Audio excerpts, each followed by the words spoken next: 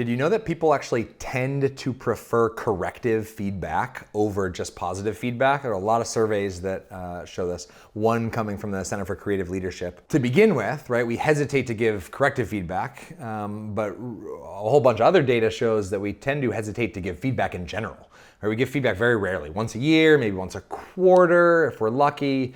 Perhaps little like, thank you for doing this, little snippets here and there. And so in this video, I'm gonna share one of my favorite models and frameworks, very, very simple, comes from the Center for Creative Leadership on how to give and receive feedback at work.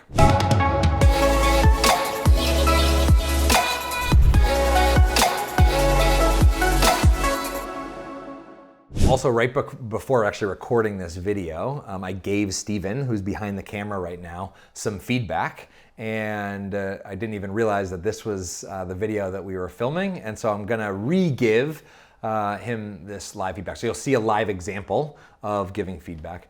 I have another video that differentiates between affirmation and appreciation. Really awesome video on how to give positive feedback. That's not what this video is about. This video is actually geared toward giving corrective feedback. It's a really simple framework. It's called the SBI model. One of the things I like about the SBI model, one of the reasons it's one of my favorite models for framework of many, many models, is that it steers people and guides people toward giving more objective feedback rather than some of the more personal or emotionally charged feedback.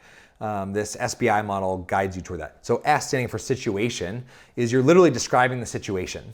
So with Steven, we're sitting here, we're filming a handful of videos all this morning. And so I recognize that's the situation, right? We're here in the studio filming multiple videos. It's kind of a rainy day outside. Steven has a flight later today that he's gonna be jumping on for another film project, right? So that's the situation. The B stands for behavior. And so what did Steven actually do that I'm offering feedback on? In this particular case, I realize it's not the best example because I actually gave him positive feedback, not corrective feedback. So I'll rack my brain and see if I have any corrective feedback for him.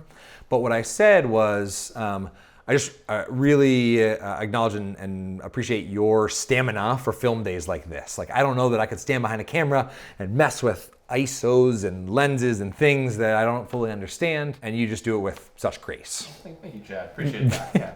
You're welcome, sir. So you've shared the situation, which provides context so people know where this is coming from. It's not out of the blue. You've pointed out a specific behavior, which up to this point, all you've been doing is just kind of pointing at something that's been happening, right? You're just like, see this? It's almost like you're recreating, like as if you were just rewinding a tape and saying, this is what's happening. Very, very objective, as objective as you can get. Naturally, you're observing the world through a subjective lens, but you've just described the situation, the behavior. Now for the I, you want to give the impact that it had, right? So, hey Steven, we're here filming all morning. It's a long morning. I really appreciate your stamina. Like, you just keep going. You're really encouraging after each take, after each retake, etc. It's really, really helpful. The impact that it's had on me is it motivates me to keep going, whereas I might lose motivation on video number 6 of the day. That's the SBI model. It's not rocket science. We don't need to make this video any longer than it is. If you want to take this to the next step to offer better positive affirmation and feedback to colleagues, check out this next video, very originally titled, How to Give Positive Feedback to a Colleague. I'm Chad Littlefield. Have an awesome day.